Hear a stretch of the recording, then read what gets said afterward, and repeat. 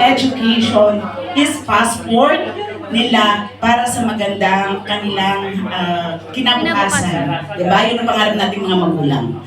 Now, salamat po sa pagbibigay nyo sa amin ng time na ito. Ako po si Lisa Bueno. Ako po ay Board of Director ng PIDA. At head officer po ako ng overseer po ng publicity. So, yung nabanggit ni Ma'am kanina, pinag-uusapan na namin po yan ngayon at inaasahan po namin ang inyong full collaboration with PIDA. Ibalik po natin at tayo po'y magsama-samang muli at pagandahin palalo ang Philippine Independence Day kasi yun yung araw na natin pinagdiriwang ang kalayaan ng Pilipinas. Diba?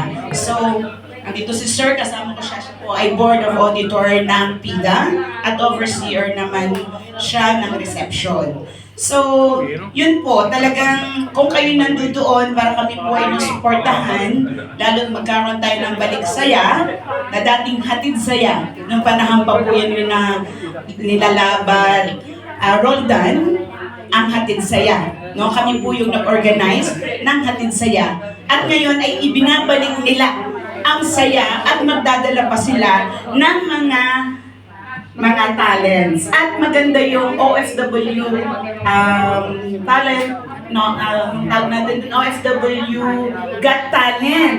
Kaya kung kayo ay meron ding performance na gagawin, ay ang atin pong nasa program committee na pwede nyo pong kontakin ay si Robert Jacinto at si Jaian Morales. Sila po yung in charge sa program po. So, pagalingan nyo kasi baka mamaya kayo ang manalo. Pero hindi tayo Thanksgiving. Libreng food. $1,000 po ba? 1,000 euros? Yeah. Pag hindi siya 1,000 euro, ay $1,000. O, diba? Malaking tulong yon. But you have to send your application po kay Mr. Robert Jacinto or J.Ann para po makasama doon sa programa dahil meron po tayong, yung pong programa kasi ng OWA will be incorporated, Sir Dindo, incorporated ka po ng integration or in-merge.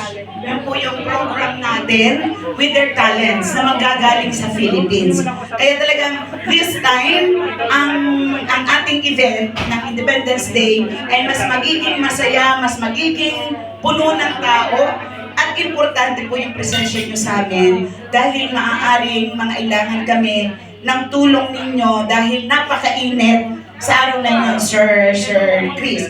Kaya si Sir Chris po, bilang siya po ay taga-PIDA, kaya siya po yung bahala rin na makipag-usap kay Sir Lindo kung paano ninyo organize at kung sino yung in charge sa venue. No, diba? Okay. So, yun po, salamat talaga ng maraming. Thank you for inviting me, Sir Lindo.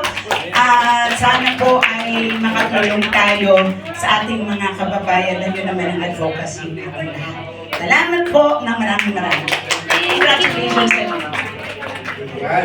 Thank you po, Mama. At napagbigyan po yung isang kaunting. Oh, okay. Kahit ako po ay, kumbaga, ang mga pumupunta po sa office namin, lagi kong pinapaalaala, hindi ako nandiyan si OWA, no? Ang lagi kong sinasabi, mag-member kayo ng OWA. Kasi, marami tayong mga kababayan na nakakalimutang magpa-member, tapos wala po silang naiipong pera.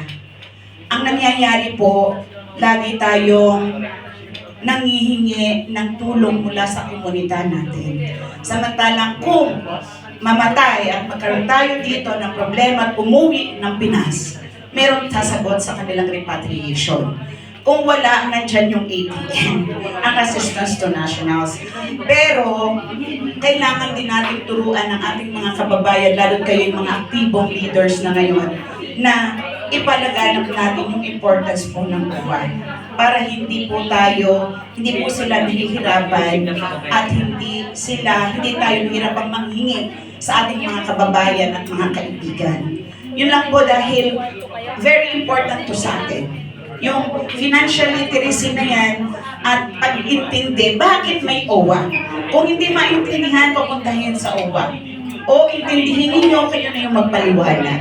Yun po yung ginagawa ko para at least po ay kung hindi man po alam ni OWA na ako'y nagpapaliwanag dito sa aking mga kliyente o sa mga kababayan natin, at least meron akong magandang nagawa para sa ating mga kababayan. Okay po, salamat po ng marami at sa atin lagi yung susuportahan ni Ma'am ang kanila pong ginagawa nila Sir Dindo dahil napakalaki pong tulong ito sa kanila. Level up, OFWs! Napakagandang mensahe mula po sa ating Board of Director ng BIDA, Ma'am Annalisa Bueno po. Thank you po, Ma'am. And next